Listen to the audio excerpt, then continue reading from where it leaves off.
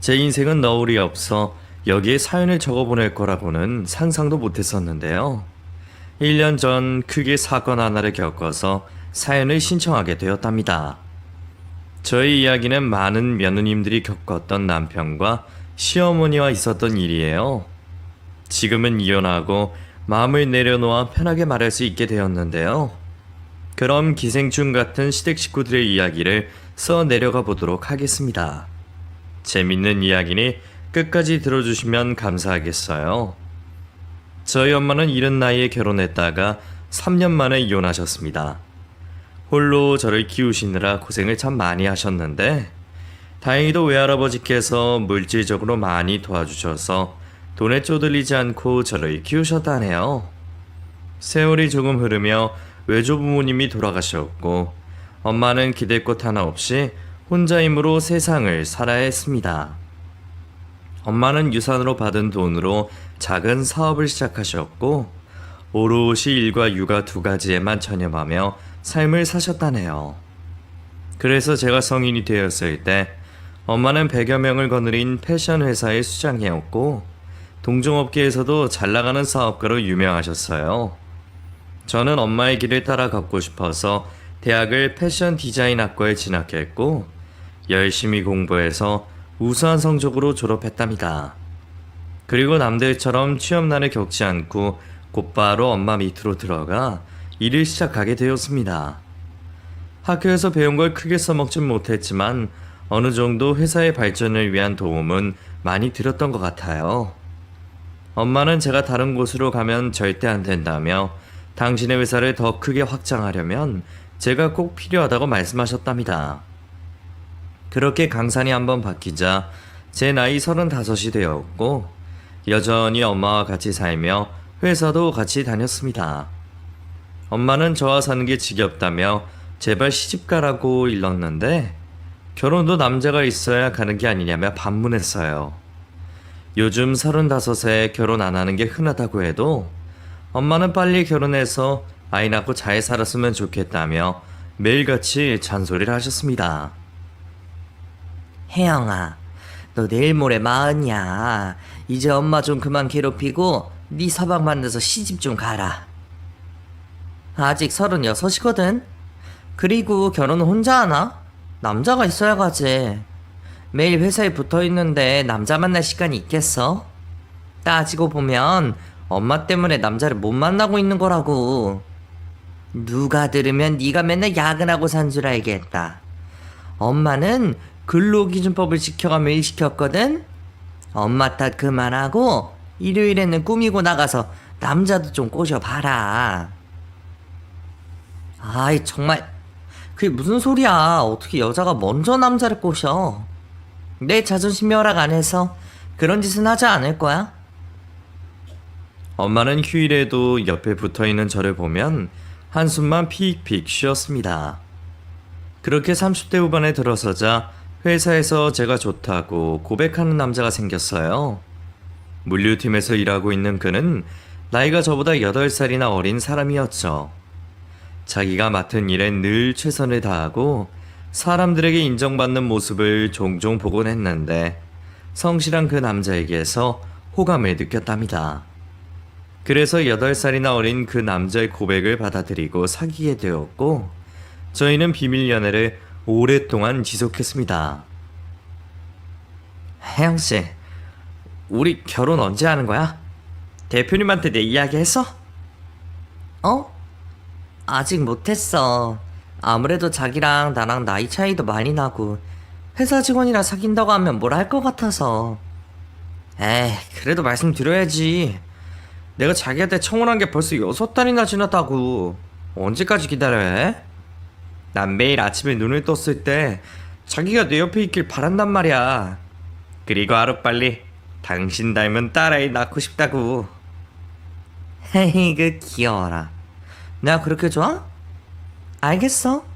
조만간 분위기 봐서 이야기 꺼낼게. 그래. 혹시 반대하시더라도 난 자기를 끝까지 포기하지 않을 거야.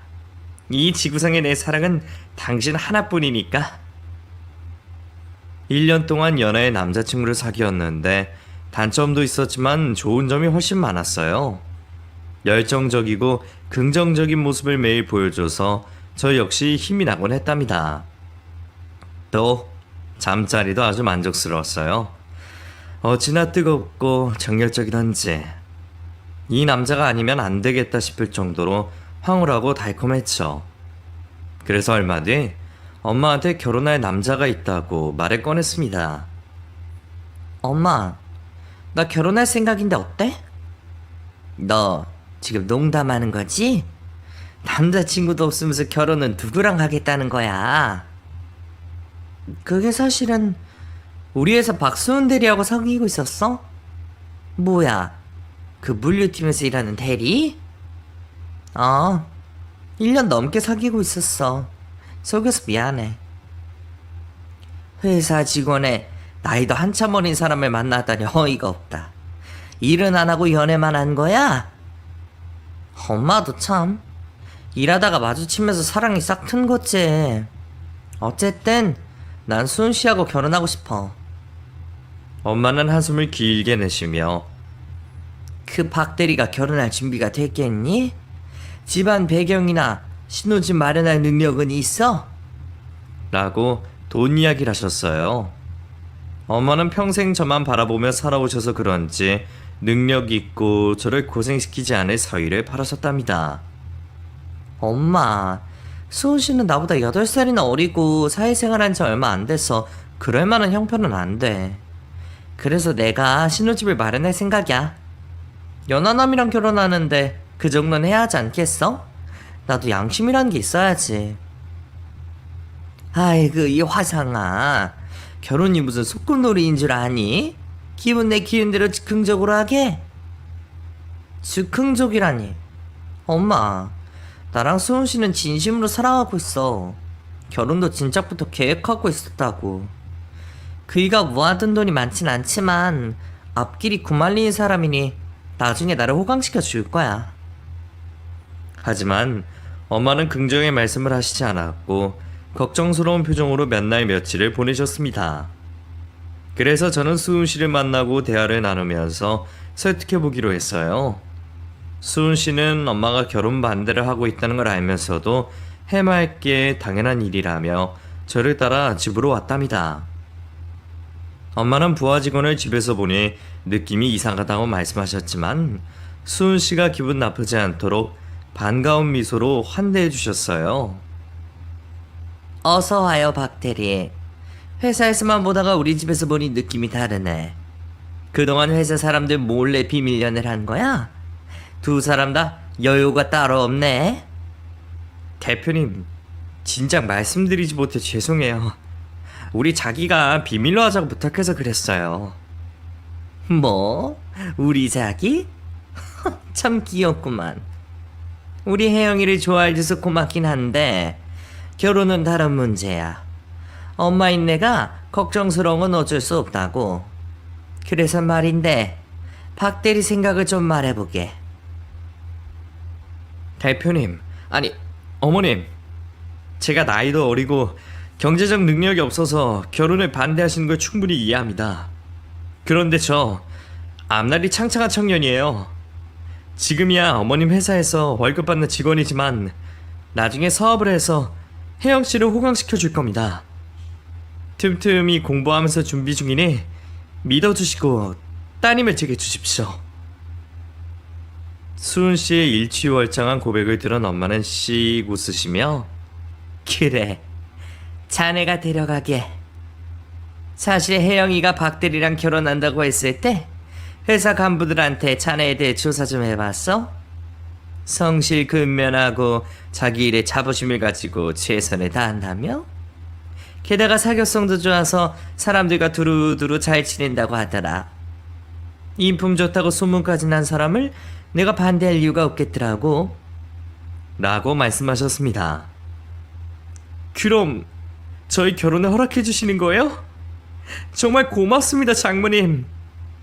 그래, 대신에 내 딸 눈에서 눈물 나게 만들면 가만두지 않을 거야? 당연하죠.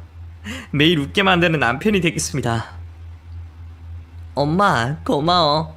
난 엄마가 손실 안 받아주면 가출이라도 해야 하나 싶었는데 일이 이렇게 풀리니 기분이 무지 좋다. 아이고 화상아, 그렇게 박대리가 좋으냐? 그럼 앞으로 지지고 볶고 잘 살아. 이 엄마 실망시키지 말고. 그렇게 저와 수은 씨는 결혼 준비를 시작하게 되었습니다. 경제적 능력이 거의 없는 수은 씨를 대신해 제가 결혼식장과 신혼여행, 그리고 신혼집과 혼수까지 마련했어요. 저희는 상견례까지 무사히 마치고 부부의 연을 맺게 되었습니다. 시어머니는 저에게 살갑게 잘해주셨고 시집살이 같은 건 절대 시키지 않았습니다. 오히려 저희 신혼집이 비어있을 때 우렁각시처럼 청소와 빨래를 해주시고 냉장고를 채워주고 가셨죠. 그래서 감사한 마음에 용돈을 자주 드렸답니다. 그런데 이상하게도 시어머니가 집에 다녀가시기만 하면 집안의 물건이 하나씩 사라졌어요. 결혼식 때 착용했던 목걸이가 발이 달렸는지 아무리 찾아봐도 보이지 않았고, 친구에게 결혼 선물로 받고 한 번도 신지 않은 명품 구두가 사라졌답니다. 시어머니를 의심하기는 싫었지만 확인은 해야 할 것 같아 전화를 걸어 여쭈어 보았어요. 어머님, 오늘도 저희 집 청소해 주시느라 애쓰셨어요. 정말 감사해요. 고맙긴. 이 시애미가 좋아서 하는 일이니까 신경 쓰지 말거라. 어머님, 그런데 혹시 제 방에 있던 목걸이 못 보셨어요? 목걸이? 글쎄, 난 안방에 들어가지도 않았는데. 그래요? 그럼 신발장 정리하면서 구찌 구두는 못 보셨나요? 그것도 없어졌네요. 뭐야, 지금 나를 도둑년으로 모으는 거냐? 목걸이랑 구두가 없어졌는데 나한테 묻는다는 건 내가 훔쳐갔단 말 하고 싶은 거야? 아니에요, 어머님. 저는 혹시 어머님이 다른 데다 치우셨나 해서 여쭙는 거예요. 언짢으셨다면 사과드릴게요. 됐다. 난 네 물건에 손도 안 댔으니 괜한 의심 말아라. 이만 끊는다. 시어머니는 기분 나쁘게 전화를 끊으셨고 저는 찝찝한 기분으로 하루를 보냈답니다. 그래서 전 시어머니가 저희 집에 다시는 안 오실 줄 알았어요. 제가 그렇게 의심했으니까요. 하지만 언제 그랬냐는 듯 우렁각시처럼 일주일에 2번은 꼭 오셔서 깨끗하게 집을 치우시고 돌아가셨답니다. 그런데 얼마 뒤 퇴근하고 집에 갔더니 주방이 휑한 거예요.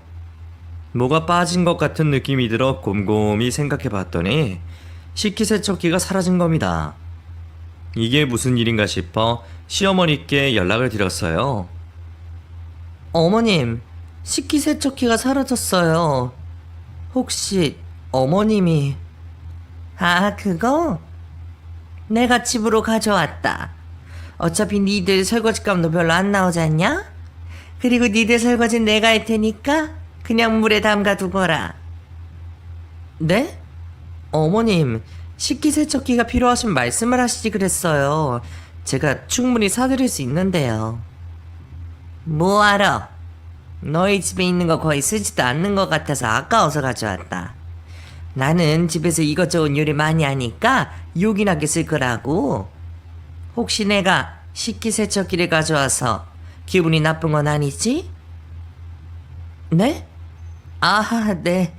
그럼 어머님이 잘 써주세요. 그제야 시어머니에게 도벽이 있다는 걸 느꼈습니다. 목걸이와 구두도 분명히 시어머니가 가져갔을 게 뻔해 보였죠. 그리고 남편이 결혼한 지 몇 달 만에 변하기 시작했습니다. 제가 알던 근면성실한 남자는 어디로 갔는지 회사에서 농땡이를 비우고 여직원들과 농담 따먹기를 하는 모습을 자주 보게 되었어요. 자기야, 요즘 일하는 게 왜 그래? 예전과 너무 달라졌어. 물류팀 이 팀장님 말을 들어보니까 자기 업무를 다른 사람들한테 넘기기까지 한다며? 이 팀장이 그런 말을 해? 자식 안 되겠네. 대표 사이를 물러봤나? 감히 팀장 나부랭이가 후계자 뒷담화를 해? 내일 가서 면상에 욕이라도 퍼부어줘야겠어? 당신 지금 뭐라는 거야? 당신이 뭔데 이 팀장한테 욕을 퍼부어? 그리고 후계자라니? 누가 당신한테 회사 넘겨준대? 요즘 진짜 왜 이러는 거야? 예전의 모습은 어디 가고 허세만 늘어난 거냐고. 그이는 저와 결혼한 게 큰 벼슬이라도 얻은 것 마냥 매우 건방진 태도로 직원들을 대했답니다. 저는 정신 차리라고 몇 번을 일러줬는데도 귓등으로 들었어요. 자기야, 많이 나와서 하는 말인데 장모님 언제 은퇴하신대? 자기랑 내가 회사를 운영하면 지금보다 훨씬 잘할 것 같지 않아? 장모님은 너무 고리타분한 성격이라 감각이 뒤떨어지는 것 같다고. 뭐라고? 지금 우리 엄마가 문제 있다는 거야? 당신 나랑 결혼했다고 부귀 영화를 누리는 걸로 착각하나 본데 당신은 일개 직원일 뿐이야. 엄마가 은퇴해도 회사는 나 혼자 운영할 거니까 꿈도 꾸지 마. 그리고 당신 나랑 결혼하기 전에 뭐라고 그랬어? 열심히 공부하고 돈을 모아서 사업장을 직접 차리겠다고 했잖아. 그런데 지금 하고 있는 꼴이 이게 뭐야? 자기야, 내가 사업장을 차릴 돈을 모으려면 십수년이 더 걸려. 쥐꼬리만한 월급을 모으는 게 가능하겠어? 게다가 눈앞에 내 회사가 버젓이 있는데 왜 괜한 고생을 해야 하지? 그리고 당신은 양심이라는 걸 좀 가져라. 8살이나 어린 나랑 결혼했으면 그 정도는 감수해야 하는 거 아니야? 길 가는 사람 붙잡고 물어봐. 이 결혼에 손해보는 사람이 누구인지. 그러니까 생각 잘하고 장모님께 말씀 잘 드리란 말이야. 그이는 변해도 너무 많이 변해버렸습니다. 제가 아무리 타이르고 화를 내도 회사에서 거들먹거리고 대표 행세를 했답니다. 업무 시간에 마음대로 나가서 놀다 들어오기도 했고 퇴근 시간이 한참 남았는데 집에 와서 낮잠을 자기도 했네요. 저는 속이 터질 것 같아서 엄마에게 말했더니 이미 남편의 행동을 지켜보고 있었다며 근무 태만으로 감봉 처리를 하겠다고 일렀습니다. 그러자 남편은 불같이 화를 내며 식구끼리 치사하게 뭐하는 짓이냐고 저에게 언성을 높여 따지긴 했지만 회사에서 잘리기 싫었는지 다시 열심히 일하기 시작했어요. 물론 인상을 팍팍 쓰며 불만 가득한 얼굴로 말이죠. 저는 남편이 언젠가 스스로 깨닫고 예전의 모습으로 돌아오리라 믿었습니다. 한편 시어머니는 여전히 아무도 없을 때 저희 집에 자주 오셨는데 계속해서 물건이 사라졌습니다. 얼마 전 해외 출장을 다녀온 엄마가 고가의 베개와 이불을 선물해 주셨는데 퇴근하고 와보니 감쪽같이 사라져서 시어머니께 물었더니 자기가 잠을 잘 못 잔다고 가져갔다네요. 또 제 화장대에서 비싼 제품만 골라서 가져가기도 했고 수백만 원짜리 명품 가방을 가져가기도 하셨어요. 제가 사드리겠다고 해도 괜찮다고 손사래만 치고 제 물건을 계속 탐내셨습니다. 도벽 있는 시어머니의 주제 모르고 날뛰는 남편 때문에 스트레스가 이만저만이 아니었습니다. 그런데 시어머니와 남편 걱정보다 더 큰일이 벌어지고 말았어요. 엄마가 출근하지 않아서 연락했더니 병원에 입원했다는 소식을 전했답니다. 저는 한달음에 달려가 병원 침대에 누워있는 엄마를 보았고 의사 선생님이 엄마의 상태를 말해주었어요. 엄마는 위궤양을 달고 사셨는데 제때 치료를 하지 않아서 위암이 생겼다네요. 게다가 3기여서 수술한다 해도 완치가 된다는 보장도 없었죠. 엄마, 이게 무슨 일이야? 얼마 전 건강검진 받았을 때는 건강하다고 했잖아. 네가 지금처럼 놀랄까봐 말하지 못했어. 엄마는 괜찮으니까 얼른 회사에 들어가봐. 엄마가 없으면 네가 그 자리 메꿔야지. 지금 회사가 됐어야? 엄마 지금 위암 3기라고. 내가 낫도록 옆에서 돌봐줄 거야. 한시도 떨어지지 않을 테니까 그런 줄 알아? 그럼 회사는 어떻게? 오너가 자리를 비우면 안 된다고? 저는 어쩔 수 없이 남편을 그 자리에 잠시 앉히자고 말했어요. 설마 회사를 말아먹겠느냐며 하며 믿어보자고 했죠. 그날 저녁 남편과 시어머니가 같이 병실로 찾아왔습니다. 어두워진 낯빛의 엄마를 보고는 크게 놀랐어요. 사부인, 어쩌다 이렇게 큰 병을 앓게 되셨어요. 한해도 무심하시지. 심성 고우신 사부인에게 이런 날벼락을 내리실 수 있을까요? 제 가슴이 찢어질 것 같습니다. 장모님처럼 건강하시던 분이 갑자기 암이라니 믿기지가 않아요. 하지만 위암 3기는 얼마든지 완치가 가능하다고 합니다. 그러니 용기 잃지 마시고 꼭 암을 이겨내세요. 고맙네. 자네가 나를 위로해주니 기분이 나아지는 것 같다. 그런데 박서방, 자네가 임시로 회사 대표직을 맡아줄 수 있겠나? 보다시피 혜영이는 내가 일어날 때까지 옆에서 떨어지지 않을 것 같네. 그동안 박서방이 회사를 운영해주면 좋겠네. 부담 갖지 말고 지금 상태를 유지만 시켜주면 돼. 정말요? 장모님이 이렇게 부탁하시니 열심히 한번 해보겠습니다. 회사 걱정은 붙들어 매시고 장모님 몸만 생각하세요. 그래, 고맙네. 자네를 믿어볼 테니 회사 운영을 잘해주게.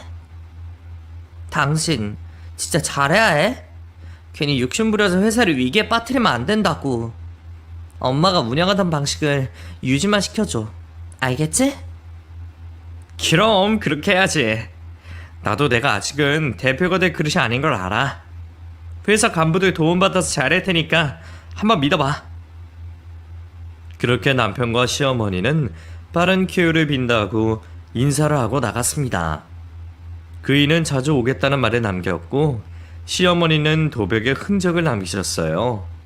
이런 상황에서도 면회객들이 두고 간 음료수와 과일을 챙겨서 가셨더라고요. 그렇게 저는 병원에서 엄마를 지켰고 남편은 회사를 지켜나갔습니다. 며칠 뒤 엄마는 수술을 받고 항암 치료를 받기 시작했어요. 얼마나 고통스러워 하시던지 옆에서 지켜보는 것만으로도 가슴이 찢어질 것 같았답니다. 남편은 일주일에 한 번씩 병원에 들러 엄마의 상태를 살펴봤고 회사가 어떻게 굴러가고 있는지 알려주었어요. 다행히 그이가 회사를 잘 유지해주는 덕에 걱정 하나를 덜 수 있었죠. 엄마는 독한 항암제를 맞으며 회복을 하셨다가 다시 안 좋아지기를 반복하셨어요.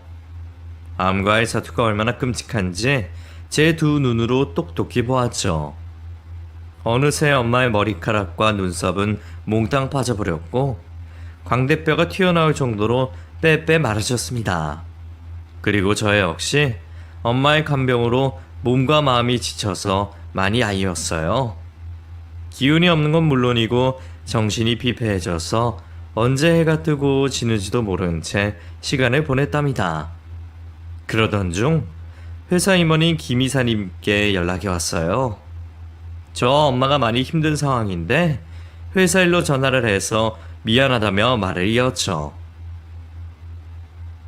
이혜영 팀장님, 대표님은 회복하시고 계신가요? 네, 이사님. 잘 모르겠어요. 매일 좋아졌다 나빠지기를 반복하고 계세요. 그래도 힘내고 계시니 좋은 결과가 있을 것 같습니다.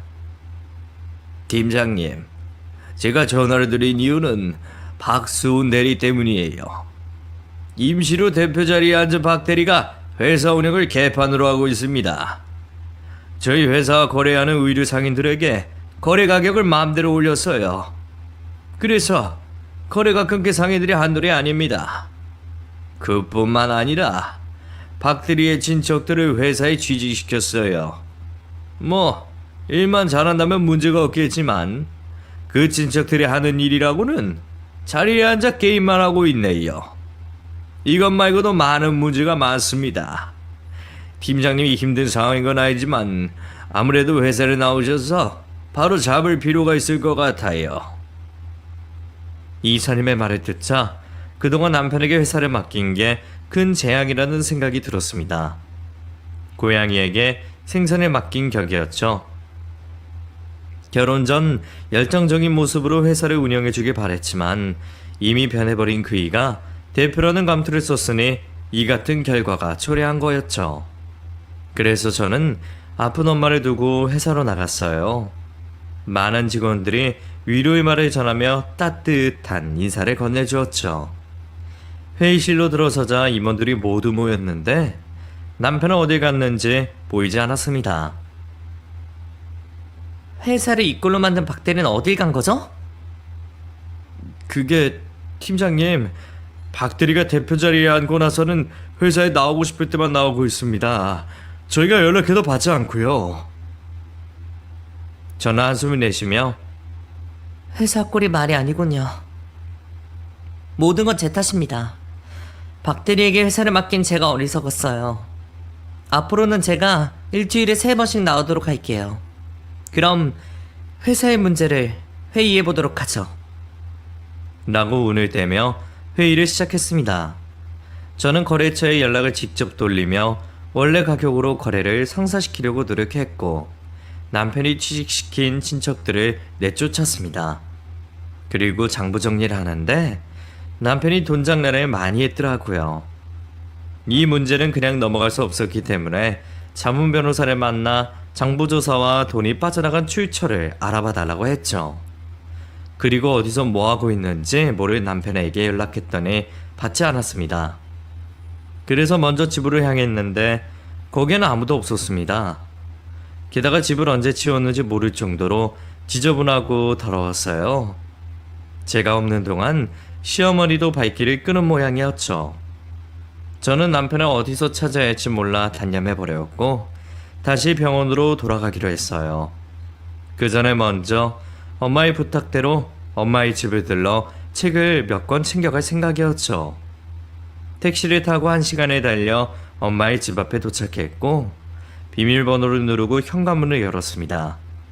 그러자 믿지 못할 광경이 제 눈앞에 펼쳐져 있었어요. 거실 바닥에 앉아 게임을 하는 남편의 모습이 보였죠.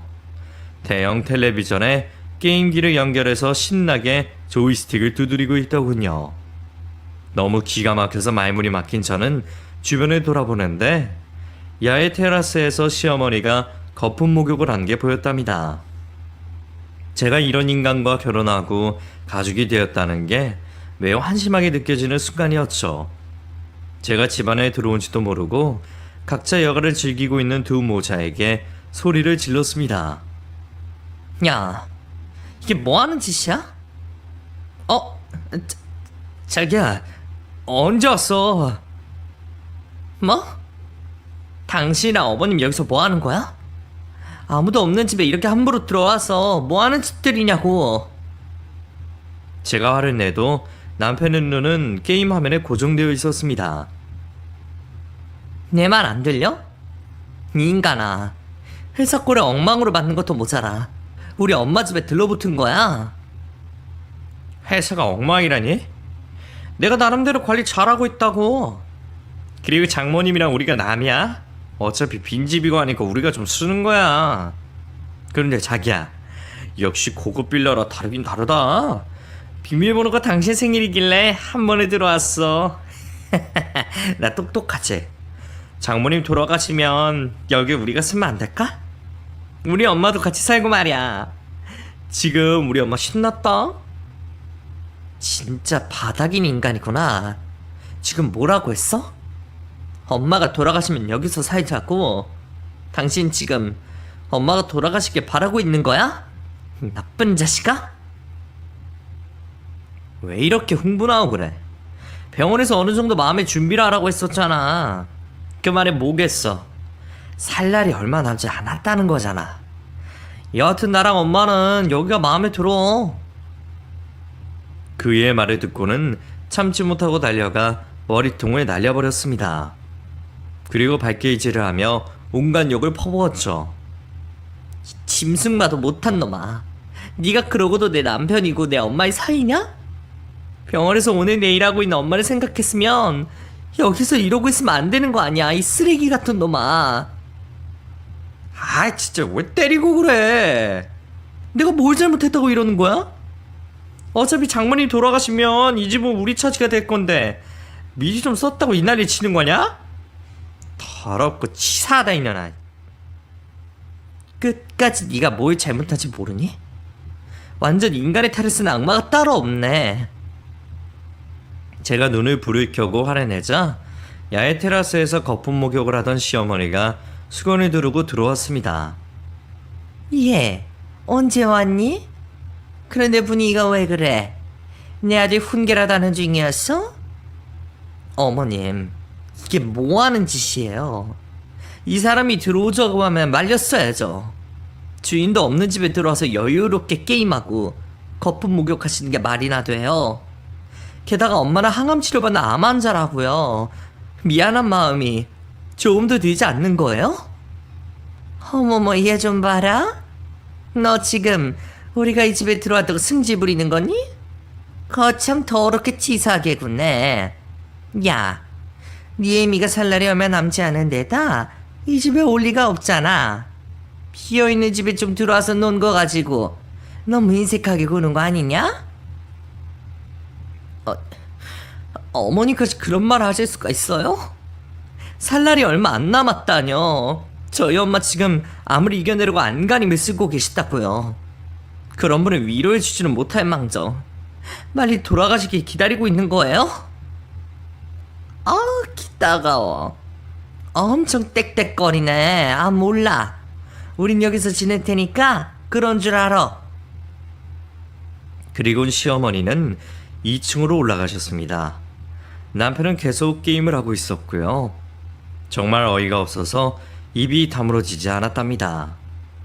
결국 저는 이혼을 결심하고 이 인간들과 하루빨리 인연을 끊어야겠다는 생각을 했어요. 제가 나가라고 해도 꿈쩍도 하지 않고 있는 두 모자를 두고 일단 병원으로 돌아갔습니다. 엄마는 항암 치료를 받은 직후라 많이 힘들어하고 계셨어요. 물도 입에 대지 못하고 있어서 그런지 입술이 여러 갈래로 갈라져 있었네요. 그래서 엄마가 몸이 호전되면 이혼하겠다고 말하기로 하고 자문 변호사에게 연락해 남편의 횡령을 고소해달라고 말했고 추가로 이혼 소장과 주거 침입죄로 두 사람을 고소해달라고 말했죠. 변호사님은 주거 침입죄는 친족 간의 고소가 불가하다며 엄마의 이름으로 고소를 하겠다고 대답했고 다른 것도 고소할 게 있는지 조사하고 연락을 주겠다고 답했답니다. 얼마 뒤 항암 치료를 3차까지 마친 엄마와 저는 의사 선생님 앞에 앉았어요. 선생님은 밝은 얼굴로 마주한 채 좋은 소식을 전해주셨습니다. 여기 사진 보시면 전가호가 명확하게 다르게 보이시죠? 암이 사라진 겁니다. 축하드려요, 김목숙 씨. 네? 정말 우리 엄마 몸속에 암이 사라졌다고요? 완치된 거냐고요? 맞아요. 완치되셨어요. 연세가 있으셔서 걱정했는데 잘 버텨주셔서 쾌차하게 되셨네요. 그렇지만 앞으로 관리를 잘 해주셔야 합니다. 암은 언제든지 재발할 수 있으니까요. 네, 선생님. 감사합니다. 정말 감사합니다. 엄마, 이제 됐어. 예전처럼 건강하게 살 수 있다고. 고맙다, 혜영아. 그리고 선생님 감사해요. 두 사람 때문에 제가 살았어요. 저 엄마는 부둥켜 안고 오랜 시간을 기쁨의 눈물을 흘렸습니다. 그리고 며칠 더 치료할 게 남아있어 입원을 늦추게 되었는데 이제는 말할 때가 되었다고 생각하고 말씀드렸습니다. 엄마, 지금 회사 꼴이 말이 아니야. 그이가 회사 돈을 빼돌리고 거래처에 장난질을 많이 했어. 내가 바로잡고 있어서 어느 정도 해결은 된 상황이야.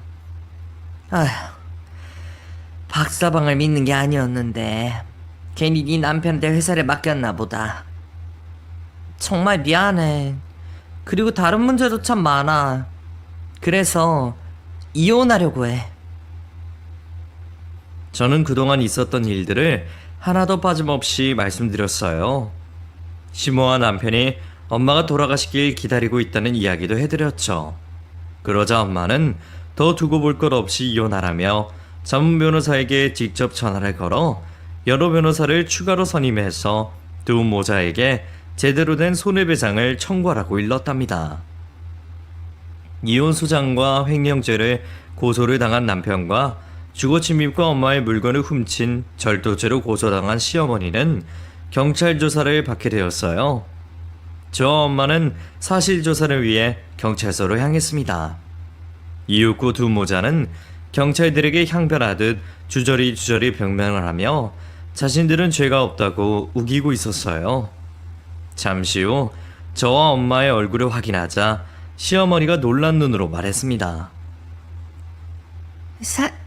사부인 태어나셨어요? 몸이 다 나으신 거예요? 네. 그런데 표정이 왜 그래요? 제가 낫지 않길 바란 사람처럼 말이에요. 그럴 리가요. 제가 오매불망 사부인이 암을 이기고 돌아오길 얼마나 기다렸는데요. 그건 그렇고 사돈이 저희를 고소했어요? 주거침입죄며 절도죄라니 이게 말이 되는 겁니까? 제 집에 허락도 없이 들어가 먹고 자고 놀았으니 주거침입죄가 맞죠. 게다가 제 보석한 물건들을 여러 개 가져가셨다고 하던데 제 변호사가 증거를 다 찾아냈습니다. 그러니 변명할 생각하지 마시고 처벌받으세요. 그리고 박서방, 자네는 회사 돈을 마음대로 빼돌리고 회사를 위기에 빠뜨린 여러 죄를 저질렀어. 그러니 그 벌을 달게 받아야 할 거야. 덧붙여서 이혼 소송도 당할 테니까 마음의 준비를 단단히 하는 게 좋을 거야. 우리 집안의 덕을 많이 보고 살았으니 위자료도 그만큼 많이 준비해야 할 거야. 장모님, 제가 잘못했습니다. 자기야, 내가 잘못했어. 그러니까 이번 한 번만 용서해주고 그냥 넘어가주면 안 될까? 횡령죄니 뭐니 이런 것도 다 치워해줘. 내가 앞으로 당신과 장모님한테 백배 천배 잘할 테니까 용서해줘.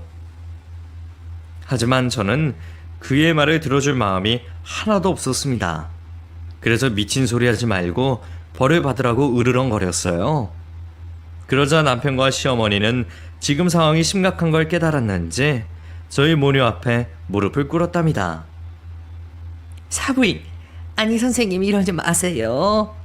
제발 고소를 취하해주세요. 이 노인네가 도벽이 있어서 선생님의 물건을 탐냈네요. 제가 앞으로 선생님의 집에 가정부가 될 테니 제발 선처해주세요. 자기야, 내가 어리석었어. 회사 수장이 되니까 나도 모르게 눈이 돌아버렸나봐. 나도 모르게 욕심이 나서 그랬어. 앞으로 당신의 하인이 되어 시키는 대로만 하면 살게. 그러니 제발 살려줘. 나 감옥 가기 싫단 말이야. 그 순간 경찰들이 알아서 등을 돌려주었습니다. 저희 모녀에게 두 모자의 뺨을 날리라고 분위기를 만들어준 건지 모르겠지만 저는 남편의 따귀를, 엄마는 시어머니의 따귀를 힘차게 날려버렸습니다. 이 인간아, 이렇게 될 거라고는 상상도 못했지? 그러니까 그렇게 제멋대로 날 뛰었겠지. 난 당신과 시어머니를 절대 용서할 수 없으니까 깜빵 들어가서 죗값을 받아. 아, 그리고 위자료는 엄청나게 많이 물어줘야 할 거야. 당신 재산이 없으니 아마 사채까지 써야 할 거야. 사돈, 아니 도둑년아, 내 딸 집에서 물건 훔친 것도 모자라 내 집에 침범해서 살림까지 차려? 게다가 네가 훔쳐간 보석들이 얼마짜리인 줄 알아? 넌 중범죄로 들어가서 꽤 오랜 시간을 감옥에서 보내야 할 거다. 그렇게 호통을 치고 나서렸는데 두 모자는 저희 발목을 잡고 살려달라고 구걸했습니다. 당연히 저와 엄마는 그들의 손을 부리치고 경찰서에서 나왔네요.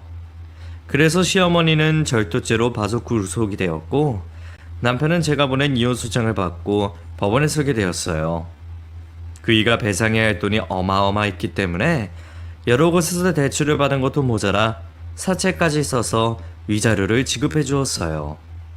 그렇게 엄마와 저의 복수를 끝내는 줄 알았습니다.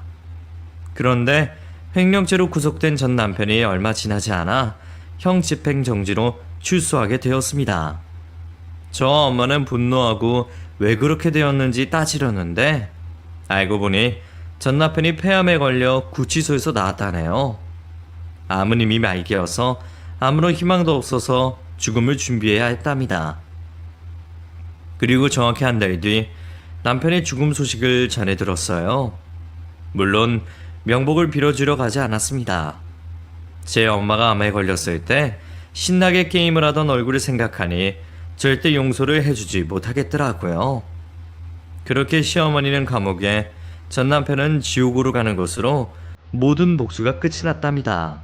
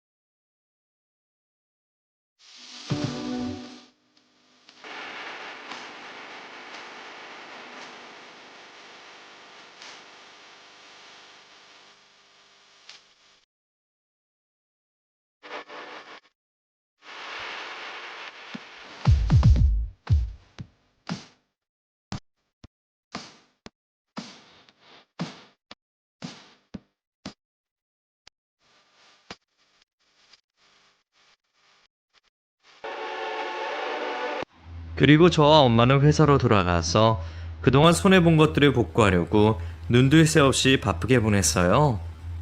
매출을 올리지 않으면 직원들의 월급이 밀리는 상황이 생기기 때문에 이를 해결하려고 무던히 애를 썼답니다. 다행히 엄마의 얼굴을 보고 거래를 유지해주고 투자를 아끼지 않는 분들이 계셔서 급한 불을 끄게 되었어요. 이후 엄마는 계속해서 대표 자리에서 책임을 다하셨고 저도 주어진 일에 최선을 다했답니다. 이듬해 제 나이는 40이 되었어요. 거울을 보니 꽤 많은 주름들이 자리 잡고 있더라고요. 엄마는 재혼을 안 해도 되니 스트레스 받지 말고 자유롭게 살라고 하셨답니다. 그런데 제 생각은 달랐어요. 쓰레기 같은 놈과 살았으니 제대로 된 사람과 결혼하고 싶더라고요. 저를 진심으로 사랑해줄 누군가가 이 지구상에 단 한 명이 없다면 너무 불행할 것 같았죠. 그래서 좋은 사람이 나타나기를 기다렸는데 거짓말처럼 누군가 제 앞에 나타났습니다. 그 남자는 저희와 자매 결혼이 되어 있는 회사의 대표였는데 나이가 저랑 동갑이었고 이혼의 아픔을 가지고 있는 것도 같았어요. 저는 사업하는 동료로만 생각했는데 그 남자가 자신의 마음을 담은 진심 어린 편지를 저에게 주며 사랑을 고백했답니다. 이에 저는 쉽게 연인이 되지 않았고 오랫동안 그 사람을 지켜보며 친구 사이로 지냈어요. 그러다 2년이 지난 지금은 제 남편이 되어 있답니다. 세상에는 이중적인 사람들이 참 많은 것 같은데 그렇지 않은 사람들도 많은 것 같아요. 제 전남매형과 현 남편을 비교하긴 미안하지만 저는 두 부류의 사람과 결혼해봤으니 인생을 아주 조금은 알 것 같답니다. 지금 남편이 워낙 많은 사랑을 주고 있어 전 남편에 대한 기억은 희미해졌어요.